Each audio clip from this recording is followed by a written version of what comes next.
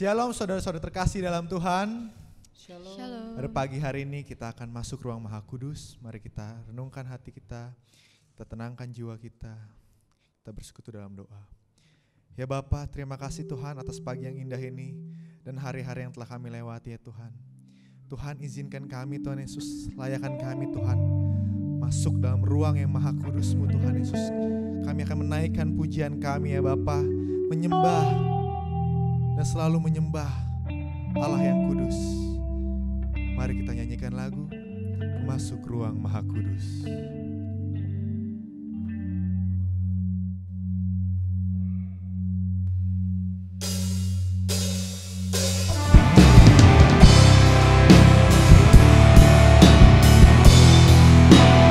Kami mau masuk dalam ruang kudus-Mu Tuhan. Layakan kami Tuhan Yesus untuk menaikkan sembah pujian kami.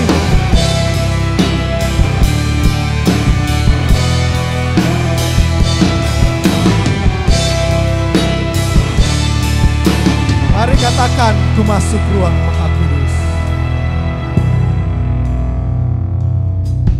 Ku masuk ruang Maha Kudus dengan darah anak domba. Ku masuk dengan hati tulus, menyembah yang Maha Kuasa. Ku masuk ruang Maha Kudus dengan darah anak domba. Ku masuk dengan hati tulus, menyembah yang Maha Kuasa. Ku menyembah-Mu,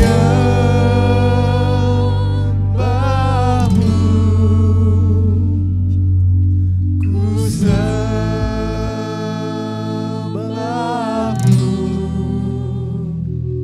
ku menyembah-Mu,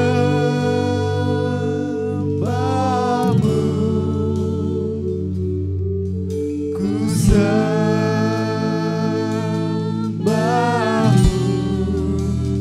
sebab nama-Mu kudus, Tuhan. Ku mau masuk dalam ruang kudus-Mu Tuhan. Maha Kudus dengan darah anak domba. Ku masuk dengan hati tulus, dengan hati tulus, menyembah yang Maha Kuasa. Ku menyembah-Mu,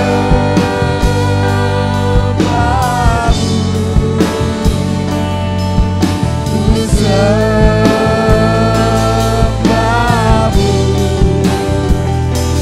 ku menyembah-Mu,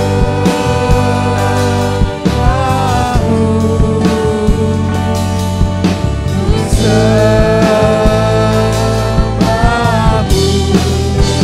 sebab nama-Mu kudus, kudus,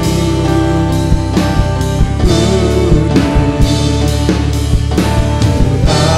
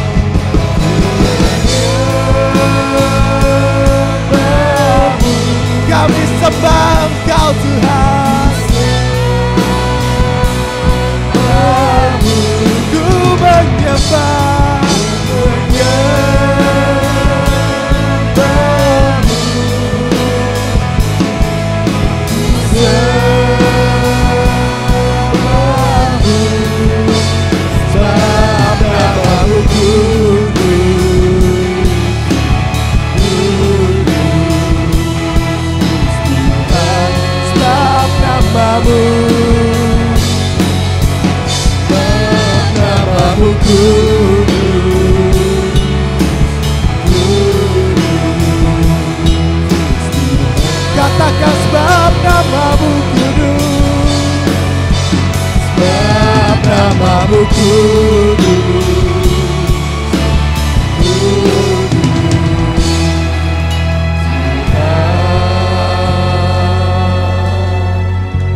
namamu kudus Tuhan, Kau Allah kami yang kudus. Tiada yang sepertimu Bapa, yang sungguh mengasihi kami ya Bapa.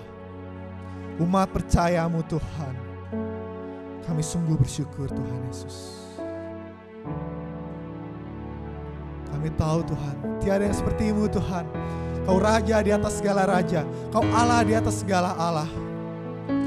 Maka dari itu Tuhan Yesus, segala pujian dan segala hormat kami hanya padamu Tuhan. Mari kita nyanyikan lagu Tiada Sepertimu.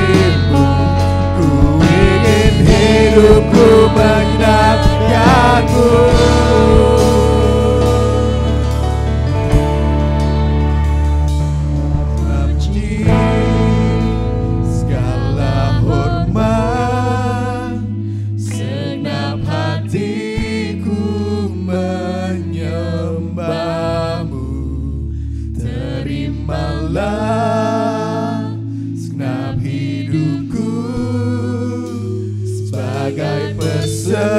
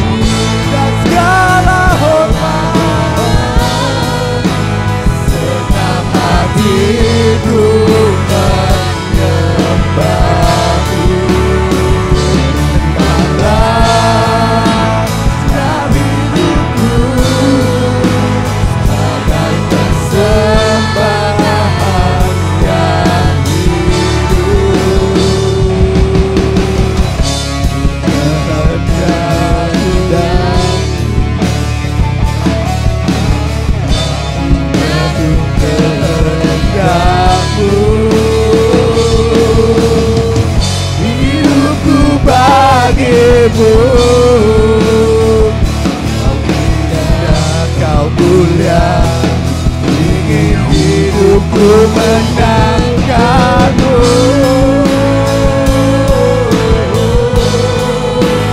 Segala puji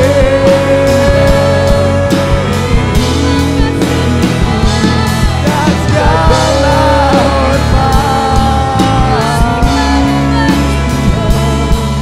kami tinggikan nama-Mu Tuhan.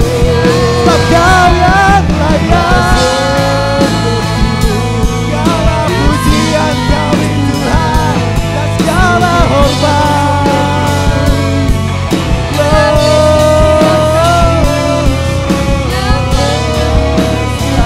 Glory bagi-Mu Tuhan. Glory bagi-Mu.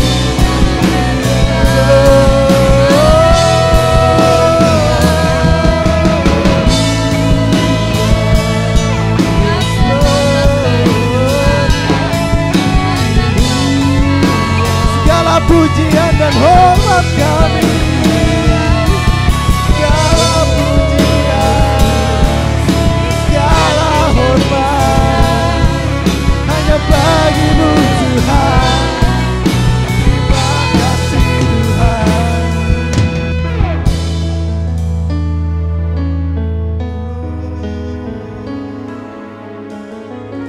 Kami mau tinggikan nama-Mu Tuhan.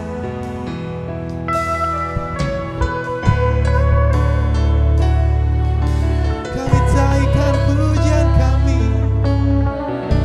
hanya bagi-Mu Tuhan.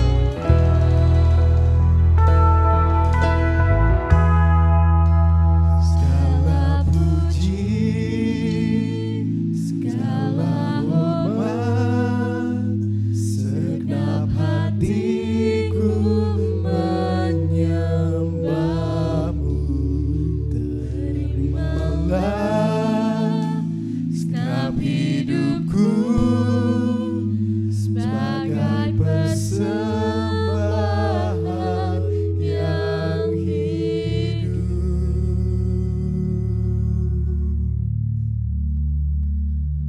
Benar Tuhan, inilah persembahan kami yang sungguh hanya kepada-Mu Tuhan Yesus. Adalah hidup kami ya Tuhan. Hidup kami akan menjadi terang dan garam-Mu ya Bapa. Karena itu Tuhan Yesus, kami siap untuk memuji dan memuliakan nama-Mu Tuhan Yesus. Haleluya. Amin. Shalom. Shalom. Kita percaya bahwa Tuhan adalah Alfa dan Omega kita. Amin. Amin. Mari kita nyanyikan lagu Kau Alfa dan Omega.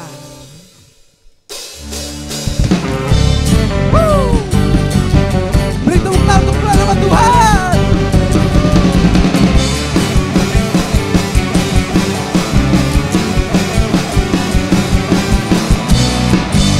Katakan, itu batuku dan Kau, kota bentengku, tak aku ragu. Kau jamin hidupku, Kau keselamatanku, dan Kau yang membelaku, tak akan ku takut. Kuasa-Mu di dalamku, Kau badai menerpa di dalam hidupku ini. Tangan-Mu Tuhan mengangkatku tinggi. Kau Tuhan yang benar, tak pernah tinggalkan. Dahulu sekarang selamanya, kuasa-Nya tak berubah. Kau Alfa dan Omega, awal dan akhir.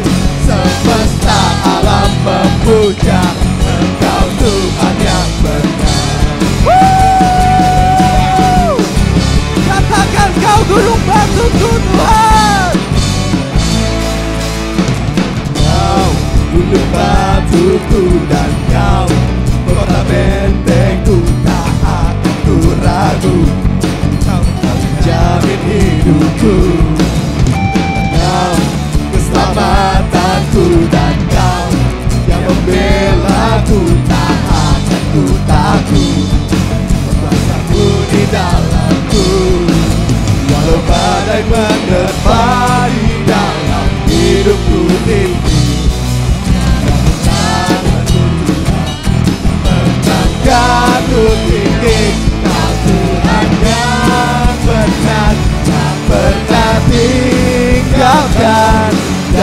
dahulu, sekarang, selamanya. Janjimu tak berubah. Kau Alfa dan Omega, awal dan akhir. Semesta alam memuja, Engkau Tuhan yang benar. Yang benar, yang pernah tinggalkan. Dahulu, sekarang, selamanya. Kuasanya tak berubah. Kau Alfa dan Omega, awal dan akhir. Semesta alam memuja, Engkau Tuhan yang benar. Semesta alam memuja, Engkau Tuhan yang benar. Semesta alam memuja, Engkau Tuhan yang benar. Glory bagi Tuhan.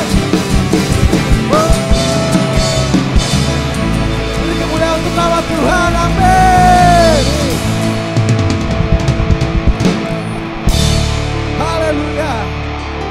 Kita akan selalu membesarkan nama Tuhan, karena Dia Allah yang luar biasa, Allah yang sungguh besar dan sungguh ajaib. Mari kita nyanyikan lagu Besarkan Nama Tuhan.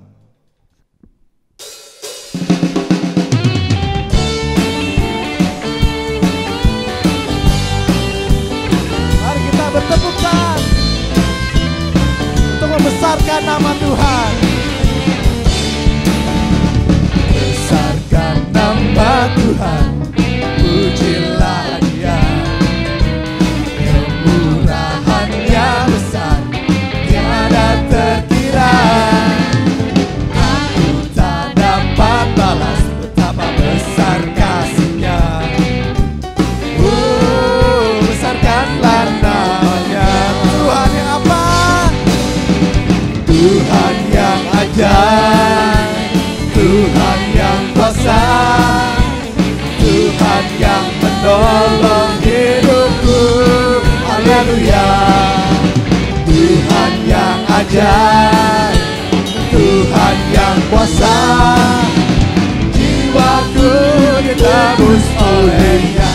Besarkan, besarkan nama Tuhan, pujilah Dia. Kemurahan-Nya besar, tiada terkira. Aku tak dapat balas betapa besar kasih-Nya. Besarkanlah namanya. Tuhan yang apa?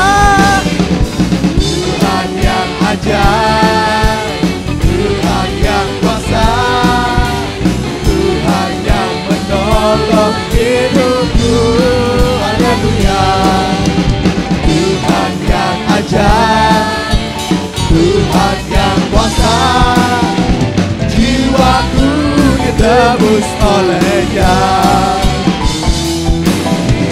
Jiwaku ditebus oleh-Nya. Jiwaku Tuhan, jiwaku ditebus oleh-Nya. Glory bagi nama Tuhan. Terima kasih Tuhan.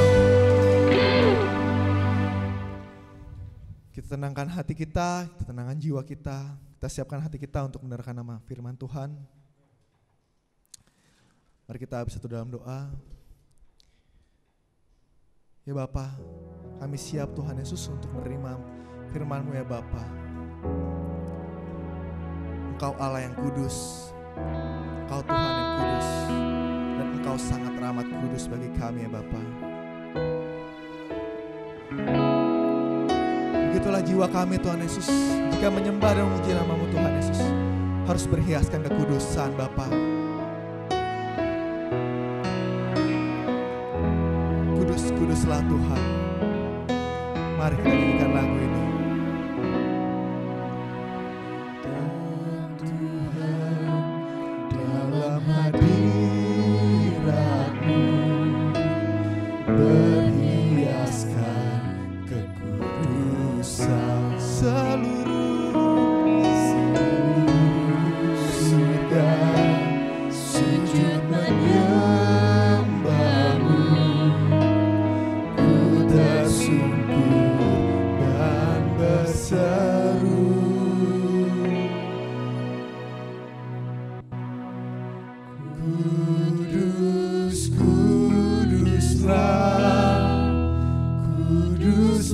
Tuhan, Allah semesta alam.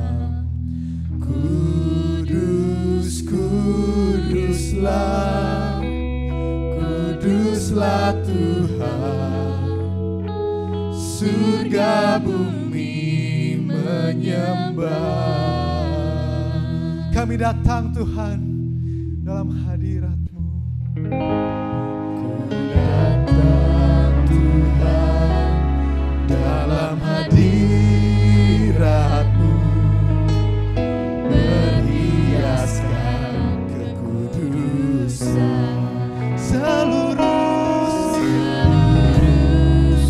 sujud menyembah-Mu Tuhan. Sujud menyembah-Mu.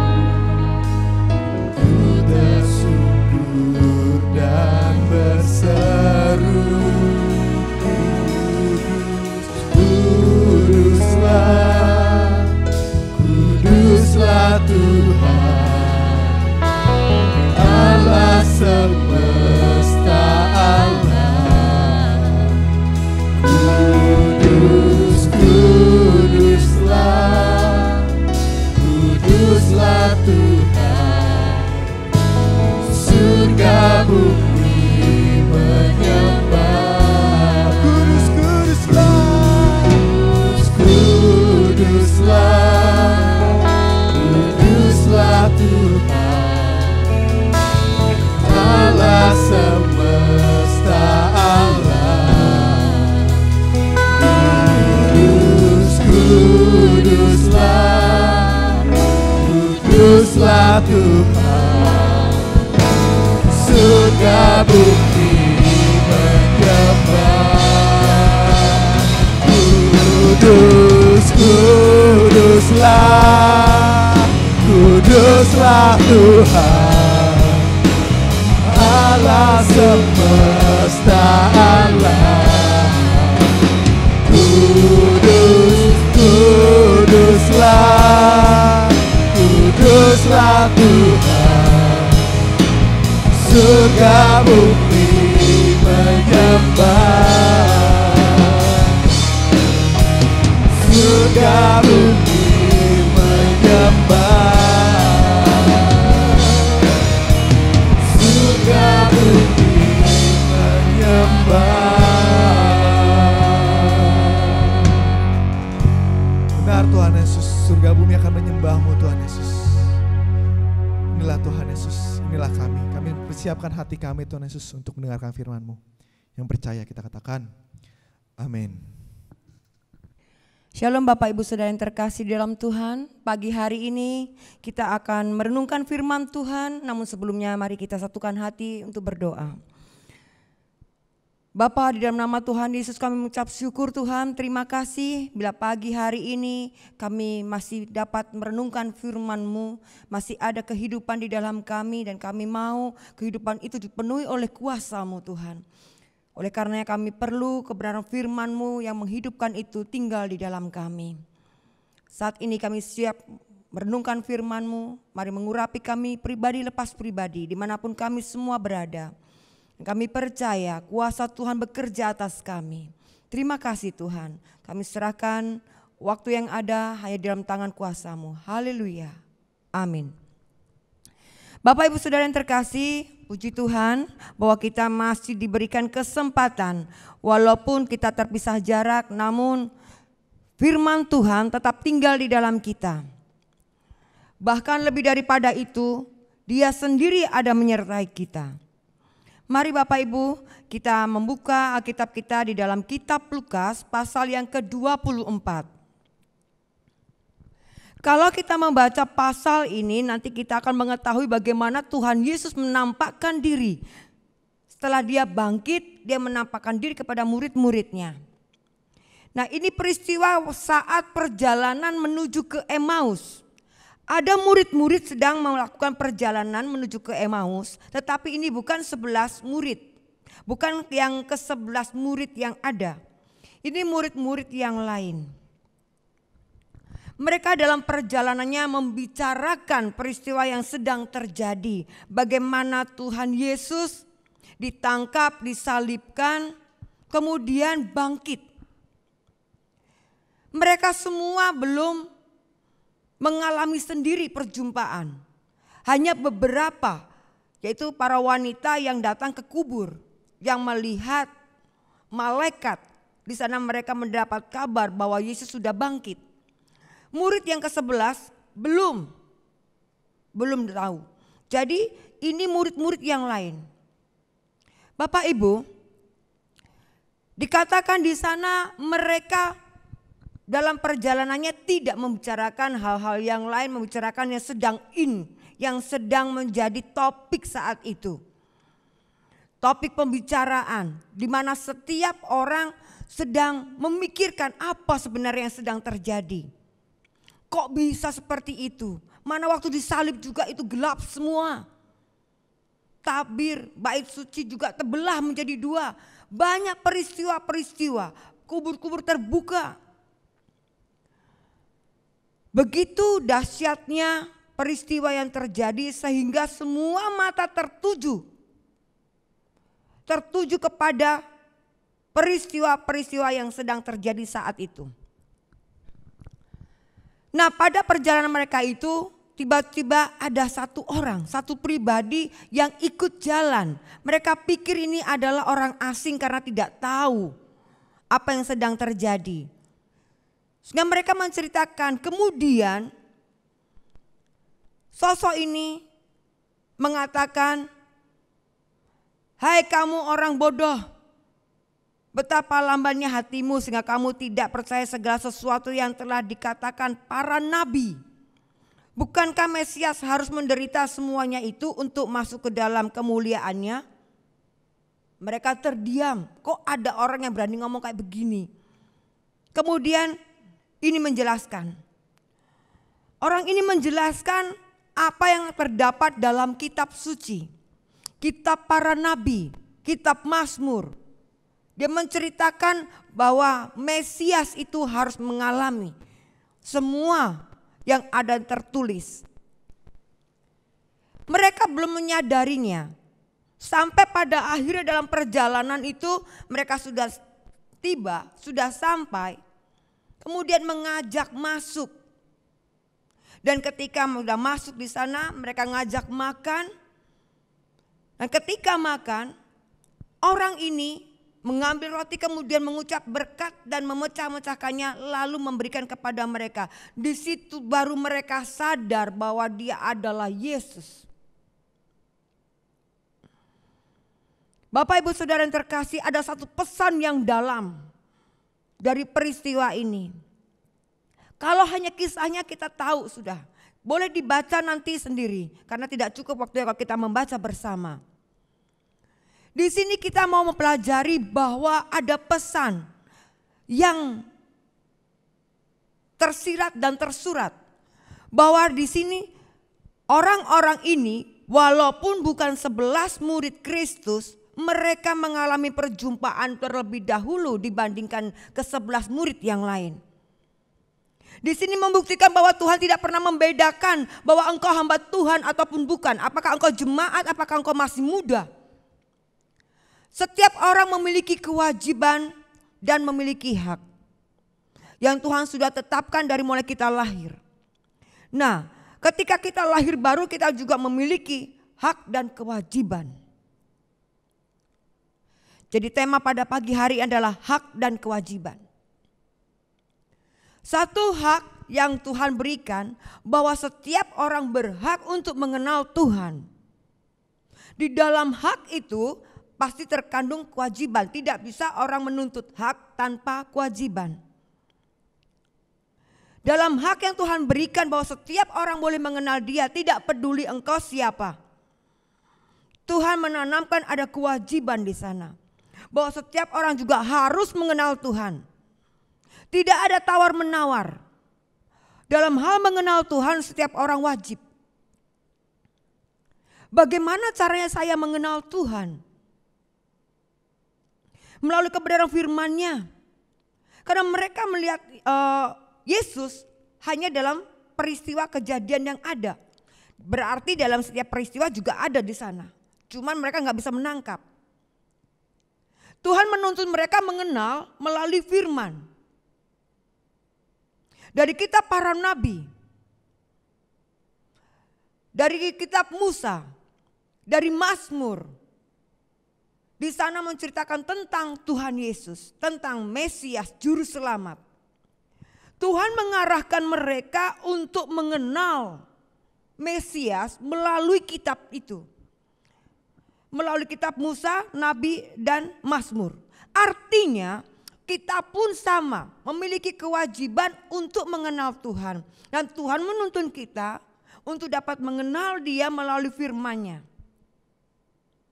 Kalau kita sekarang lebih lagi, karena banyak kesaksian bagi mereka yang sudah mengalami seperti yang saat ini kita renungkan bersama. Lebih mudah lagi karena ini zamannya anugerah. Bagi mereka itu sulit, kenapa? Kitab enggak seperti sekarang mudah didapat. Kalau mereka sudah mendengarkan firman, mereka harus mengingat-ingatnya. Menjadi bekal dalam kehidupan mereka. Itu tidak mudah. Bapak Ibu Saudara yang terkasih, kewajiban kita mengenal Tuhan melalui kebenaran firman-Nya artinya kita juga harus membaca firman. Merenungkannya. Agar kita dapat bertindak hati-hati. Karena sekarang banyak sekali pengajaran-pengajaran yang mulai menyimpang ke kiri dan ke kanan. Dan jangan juga kita menyalahgunakan pengenalan kita. Karena melalui pengalaman kita mengatakan Tuhan itu seperti ini, Tuhan seperti itu, Tuhan akan melakukan ini, Tuhan akan melakukan itu. Tuhan tidak dapat dibatasi. Tidak ada satu kuasa pun, tidak ada satu rumusan pun dapat membatasi kuasa Tuhan. Itu suatu kesalahan yang besar. Kalau kita mulai mematok Tuhan. Kalau kita melihat di dalam Alkitab kita peristiwa demi peristiwa yang dialami oleh para pendahulu kita. Pahlawan-pahlawan iman tidak sama satu dengan yang lain. Tidak sama ketika kekurangan kemudian seperti waktu janda di Sarfat. Itu terjadi terulang kembali, kemudian waktu 5 roti dan 2 ikan. Terulang kembali. Tuhan selalu membuat sesuatu yang baru. Tidak ada yang lama kemudian itu menjadi satu patron, patokan. Tapi esensinya tetap, nilainya tetap. Bahwa mujizat tetap akan terjadi. Bahwa kuasa Tuhan melampaui dari segalanya. Kalau kita mau melihat Tuhan melampaui dari segalanya, sanggupkah kita memikirkan bagaimana tentang Tuhan? Kalau kita nggak sanggup memikirkannya, jangan ngatur-ngatur Tuhan. Mari kita melihat kembali di dalam perjalanan tadi. Terakhir kemudian mereka melihat ketika mereka menyadari bahwa itu adalah Tuhan Yesus. Kemudian Tuhan Yesus menghilang. Bayangkan tadi perjalanan ngobrol. Menjelaskan kalau itu memang setan, hantu, gak bisa ngobrol. Ini ngobrol. Kemudian dia bisa menghilang, tetapi dia bisa memegang roti, bisa mengucap syukur, bisa memecah-mecahkan, memberikan. Berarti tubuhnya ada tulang, ada dagingnya. Tetapi bisa menghilang. Bahkan di waktu mereka berkumpul dalam satu ruangan, Tuhan hadir di tengah-tengah mereka. Datang lewat mana? Semua pintu tertutup. Bisa nembus. Bapak Ibu Saudara yang terkasih, itu tubuh kemuliaan. Tubuh itu juga yang akan kita miliki nantinya. Kita tidak dapat memikirkannya. Tapi itu terjadi banyak saksinya. Jadi ada tulang, ada daging, tetapi bisa hilang, bisa tidak dapat dibatasi oleh ruangan, oleh materi apapun. Satu hal yang luar biasa dan kita tidak dapat memikirkannya. Di dunia ini tidak ada. Kalau hantu ada. Kalau Tuhan satu-satunya. Bapak Ibu Saudara yang terkasih, demikianlah kita mengenal Tuhan seharusnya, bahwa Dia melampaui dari segalanya. Oleh karena kita tidak dapat mengatakan bahwa Tuhan itu adalah yang seperti ini. Dia akan lakukan ini sesuai dengan apa yang kita mau. Dia akan menuruti apa yang menjadi keinginan kita. Tidak. Dia memiliki banyak cara Oleh karenanya kita harus berjaga-jaga di dalam doa kita. Jangan sampai kita salah berdoa.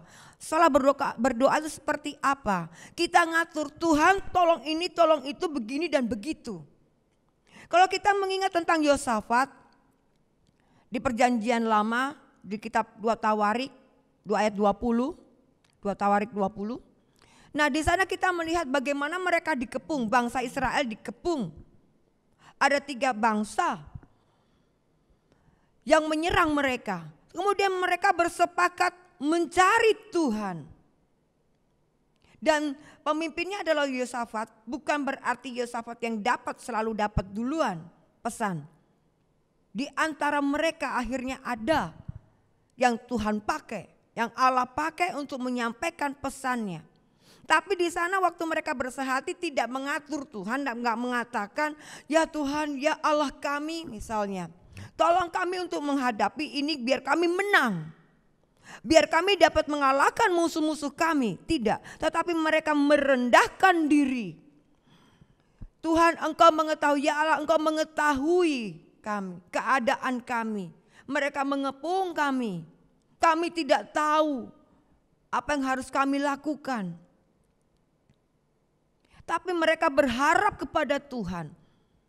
Itulah yang seharusnya menjadi pedoman di dalam doa kita. Bahwa ketika kita berdoa, kita meninggikan Tuhan, Dialah segala-galanya. Dia yang berkuasa, Dia yang sanggup melakukan segala perkara. Kewajiban kita sebagai orang yang percaya kepadanya, dikatakan percaya berarti menyerahkan. Kalau dikatakan menyerahkan jangan ngatur. Baiklah kita mengatakan, ya Tuhan engkau mengetahui keadaan kami, situasi yang sedang terjadi saat ini Tuhan. Kami tidak tahu apa yang harus kami lakukan. Berseru bersehati bersama-sama itu yang menjadi tujuan, menyerahkan kepada Tuhan. Sehingga kemudian Dia akan menuntun, ada pesan-pesannya untuk dapat kita lakukan bersama. Dan apa yang Dia kehendaki tidak akan keluar daripada firman-Nya. Dia akan menggenapi apa yang ada. Walaupun caranya Tuhan membuat sesuatu itu baru, tetapi tidak akan keluar dari apa yang telah dikatakannya di dalam Alkitab. Dia akan menggenapinya. Dan kita sampai hari ini belum tahu. Seharusnya gereja kita semuanya bersepakat bersehati. Bukan hanya satu gereja. Tetapi semuanya bersama-sama. Tuhan engkau mengetahui keberadaan kami. Kondisi yang sedang terjadi saat ini. Engkau mengetahui kekuatan kami Tuhan. Kami lemah, kami tidak mampu melakukan apapun tanpa engkau. Kami tidak tahu jalan yang harus kami tempuh. Apa yang harus kami lakukan? Mari turunlah Tuhan kehendak-Mu. Itu menjadi doa kami. Dan saya bersyukur ini adalah kita sedang pada masa doa. Puasa 10 hari menyongsong hari Pentakosta. Biarlah ini menjadi pokok doa kita. Kita tidak tahu apa yang sedang kita hadapi saat itu, bagaimana caranya menyelesaikannya. Sepertinya kita tahu saat ini, ada virus COVID-19. Kita nggak tahu besok hari nongol lagi, nanti malam nongol lagi varian baru katanya. Jadi kita nggak ngerti musuh kita apa saat ini. Kita pikir kita sudah melalui masa-masa yang sulit-sulit sekali sehingga ekonomi akan berjalan dengan baik. Itu prediksi dari tahun kemarin sampai di titik tahun, kemudian berharap itu untuk mulai masuk tahun ini itu sudah bisa berjalan dengan normal. Tapi kenyataannya sampai tengah tahun pun belum terjadi. Bahkan yang ada yang terburuk. Tuhan, ini malah terjadi yang paling buruk Tuhan saat ini. Bisa terjadi lebih buruk lagi. Kalau saat ini sudah masuk varian baru B1617 yang dibilang gak bisa dideteksi. Gak ada gejalanya. Gak ada demam, gak ada apa. Kalaupun di swab atau apapun semuanya negatif. Tetapi dia menyerang titik mati. Jadi langsung ke paru-paru dan kemudian hanya dengan 1-2 hari sesak napas dan meninggal. Bapak Ibu Saudara yang terkasih, kita sudah sangat-sangat memerlukan Tuhan saat ini. Jadi tolong kita bersehati bersama-sama di dalam doa 10 hari ini. Kita menyerahkan kepada Tuhan. Biarlah Tuhan yang berkarya. Apa yang Dia kehendaki, apa pesannya. Mungkin bagi setiap kita memiliki pesan yang berbeda, namun tujuannya tetap akan sama. Karena kita memiliki tanggung jawab masing-masing. Ini adalah kesempatan di mana kita bisa bersehati. Seluruh dunia, anak-anak Tuhan, gereja Tuhan sedang bersehati. Mari kita menyerahkan. Nah, apa yang sekarang yang Tuhan kehendaki? Kalau kita harus berdoa, katanya kalau kita lihat di dalam, mengingat kembali di dalam kitab Matius pasal ke-18. Di situ dikatakan yang di ayat 19. Dan lagi aku berkata kepadamu, jika 2 orang daripadamu di dunia ini sepakat meminta apapun juga, permintaan mereka itu akan dikabulkan oleh Bapakku yang di surga. Sebab di mana 2 atau 3 orang berkumpul dalam namaku, di situ aku ada di tengah-tengah mereka. Kita perlu Tuhan hadir di tengah-tengah kita. Kalau dikatakan 2-3 orang berkumpul dalam namaku, artinya berkumpulnya bukan karena sesuatu, bukan karena pekerjaan, meeting. Tetapi dalam namaku artinya sedang membicarakan Tuhan seperti tadi murid-murid yang sedang berjalan ke Emmaus. Memikirkan apa yang Tuhan kehendaki. Kemudian dikatakan tadi itu yang di 19-nya. Kamu berkata kepadamu, jika 2 orang daripadamu di dunia ini sepakat meminta apapun juga. Kadang-kadang kita menafsirkannya salah, meminta apapun juga. Minta boleh apa aja nih. Berarti kita sehati minta mobil. Nanti kita dapat mobil. Bapak Ibu Saudara yang terkasih, ukuran surga bukanlah apa yang ada di dunia. Tuhan sudah mengajarkan kepada kita doa Bapa kami. Kalau mau kita mengingat kembali, saya tidak perlu membukakan lagi di dalam kitab Matius. Tetapi saya percaya Bapak Ibu Saudara semua sudah hafal doa ini. Bapa kami yang di surga, dikuduskanlah namamu. Datanglah kerajaanmu. Jadilah kehendakmu di bumi seperti di surga. Ini kalimat pasif. Jadi mundur. Artinya apa yang diharapkan adalah apa yang terjadi di bumi ini seperti yang di surga. Artinya yang di surga terjadi itu yang terjadi juga di bumi. Jadi itu yang duluan. Kalau begitu itulah ukurannya. Apa yang terjadi di surga? Apakah di surga ada mobil? Jadi apa yang di surga? Kita memikirkan yang di situ, yang di atas. Di surga kehendak Allah itu terjadi di sana bahwa mereka memuji, memuliakan. Nah itu yang terjadi juga di bumi. Kalau kita berdoa Bapa kami, apa yang menjadi kehendak Allah di surga terjadi kehendaknya juga di bumi. Artinya di sana kehendaknya adalah damai, enggak ada ribut di surga. Berarti di sini di bumi juga kita enggak ada ribut. Kalau di sana itu di surga itu adanya kesehatan, enggak ada sakit, penyakit.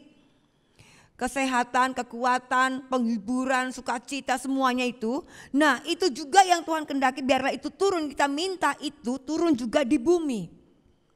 Sehingga kita menjalani kehidupan di bumi ini penuh dengan damai, merasakan seperti yang ada di surga. Itu yang kita mohon. Walaupun mungkin tidak sesempurna di surga, setidaknya kita memiliki pengharapan dan kita merasakan sebagiannya. Dan di dalam diri kita menanti-nantikan penggenapan seluruhnya. Kalau misalnya ada sakit, kita percaya di surga nggak ada yang sakit ini itu. Tuhan pasti sembuhkan aku di sini.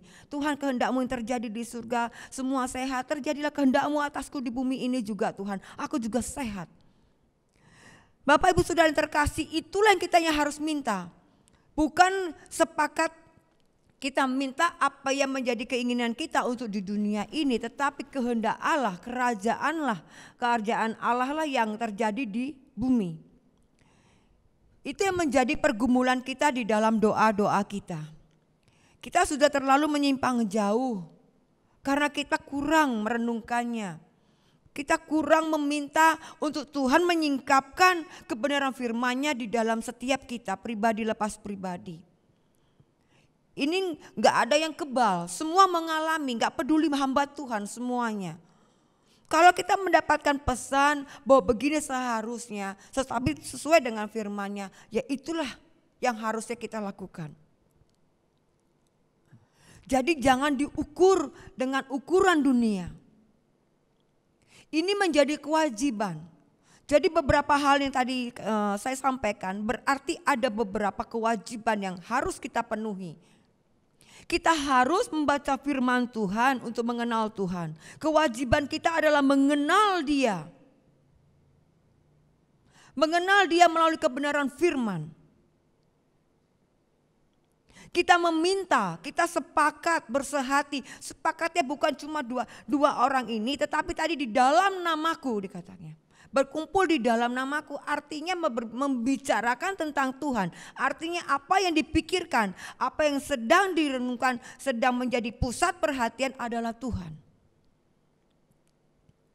Kemudian mencari kehendaknya itu adalah kewajiban.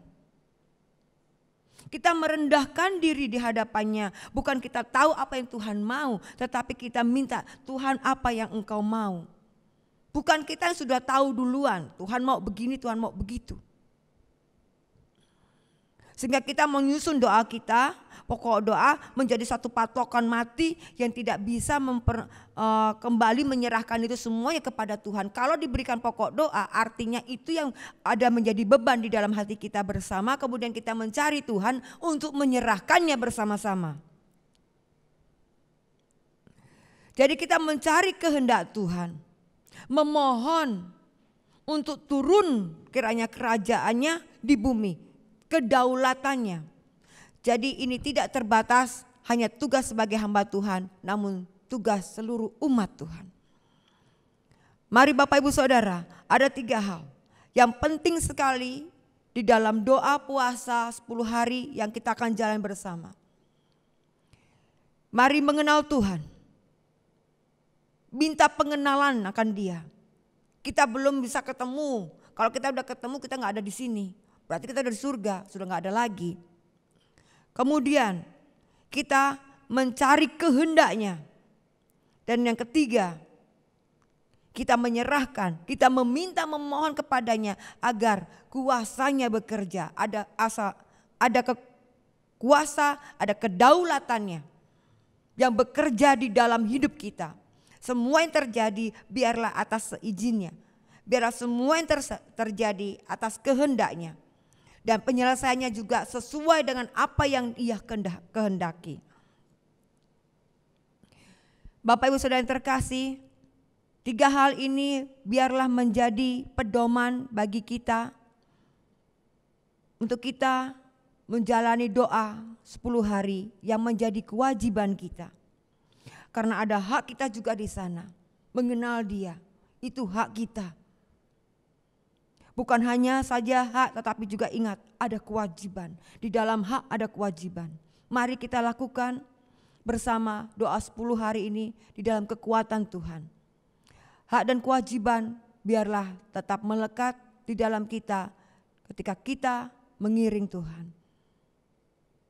Dan biarlah juga kuasanya bekerja di dalam kehidupan kita sehingga Tuhan dimuliakan atas hidup kita. Mari kita menyatukan hati dalam doa. Bapa di surga, kami bersyukur, terima kasih Tuhan untuk renungan firman-Mu yang singkat. Namun Tuhan, satu tanggung jawab yang besar bagi kami untuk kami mengenal Engkau. Untuk kami boleh bersehati bersama-sama mencari Engkau, menyerahkan Tuhan. Seluruh Tuhan persoalan dalam hidup kami. Kerinduan-kerinduan kami, harapan-harapan kami kepadamu. Karena kami tahu Engkau melampaui dari segalanya. Engkau sanggup melakukan segala perkara. Tak terjangkau Engkau oleh kami Tuhan. Tak terjangkau jalan-jalan-Mu, namun kami tahu Engkau akan membukakan jalan ketika semuanya tidak mungkin. Ketika semua menjadi mustahil, saat itulah Tuhan, saatnya Engkau bekerja. Itulah waktu-Mu. Dan kami bersyukur bahwa ketika masa sulit yang sedang kami hadapi ini Tuhan, sudah tidak teratasi oleh kami. Inilah waktu-Mu. Mari turunlah Tuhan, kehendak-Mu atas kami. Nyatakanlah Tuhan, di dalam nama Tuhan Yesus. Terima kasih Tuhan. Biarlah gereja-Mu bersehati Tuhan. Para para hamba-hambamu juga bersehati, seluruh umatmu Tuhan bersehati, menyerahkan Tuhan semua persoalan ini ya Bapa di dalam tangan-Mu. Kami merendahkan diri kami perlu Engkau Tuhan. Terima kasih di dalam nama Tuhan Yesus kami bersyukur dan kami juga menyerahkan Tuhan gereja di mana Engkau menempatkan kami dimanapun kami semua berada. Mari Tuhan, berikan kekuatan kepada gereja-Mu untuk menjadi berkat dimanapun gereja-Mu Engkau tempatkan. Menjadi terang Tuhan, untuk membawa pengharapan, untuk memberikan damai Tuhan. Di dalam nama Tuhan Yesus. Terima kasih Tuhan. Kami berdoa Tuhan, bagi pelayanan yang Kau percayakan biar dapat berjalan dengan baik dan lancar. Jauhkanlah kiranya Tuhan daripada kami, kuasa-kuasa yang hendak menyimpangkan kami daripada-Mu di dalam nama Tuhan Yesus. Jangan izinkan Tuhan kami masuk dalam pencobaan Tuhan yang membuat kami Tuhan menjauh daripada-Mu. Namun berikan kami kekuatan untuk kami dapat melaluinya bersama-Mu. Terima kasih Tuhan Yesus. Terima kasih. Dan kami berdoa Tuhan bagi anak-anak-Mu yang saat ini sedang menghadapi ulangan untuk kelulusan, demikian juga mereka yang menghadapi ulangan kenaikan kelas. Apapun Tuhan yang mereka sedang kerjakan saat ini, Tuhan mampukan. Mereka yang dalam keadaan Tuhan terpuruk dalam ekonomi, Tuhan juga mencukupkan apa yang mereka perlukan di dalam nama Tuhan Yesus. Bagi mereka yang sakit, mari Tuhan juga menjamah, memberikan pemulihan. Bukankah di kerajaan-Mu Tuhan, kami hidup Tuhan dalam kesehatan. Biarlah kuasa di dunia ini dapat kami kalahkan Tuhan dengan iman, di mana kami melihat di surga-Mu Tuhan. Ada kesehatan itu yang boleh kami terima juga dalam kehidupan kami di sini Tuhan, di dunia ini. Terima kasih Tuhan Yesus.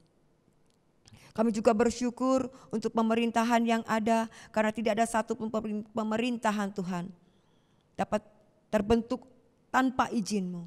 Semuanya penetapan daripada-Mu. Mari Tuhan memampukan para pemimpin kami di bangsa kami Tuhan. Mampukan mereka Tuhan untuk dapat mengambil keputusan dengan bijak.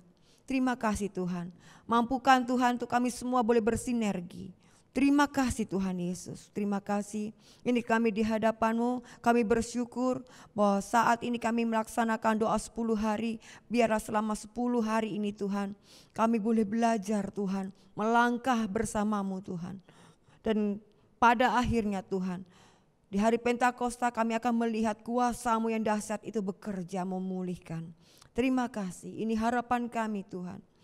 Di dalam nama Tuhan Yesus kami bersyukur. Haleluya. Amin. Kita sudah di penghujung acara ibadah kita.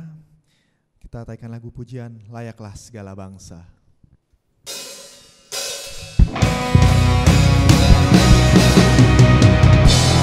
Layaklah segala bangsa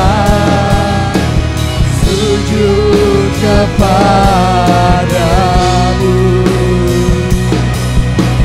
sebab Kau Allah yang kudus, layak disembah. Layaklah segala bangsa sujud kepadamu, sebab Kau Allah yang kudus, layak disembah, layak disembah, layak disembah, layak disembah.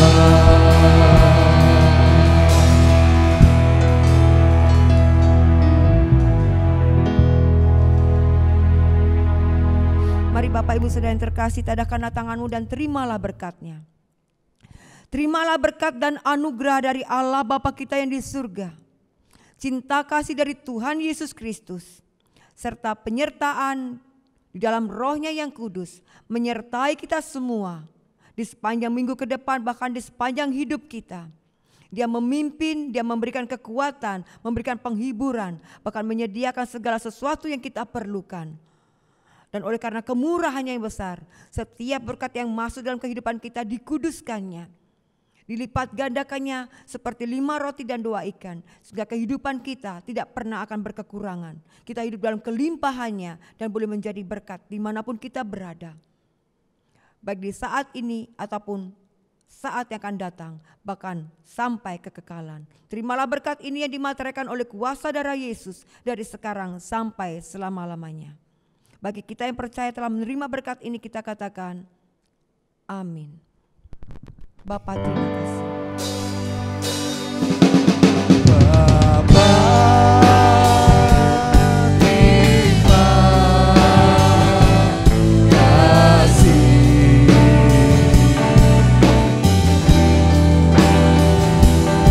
Bapa, terima kasih.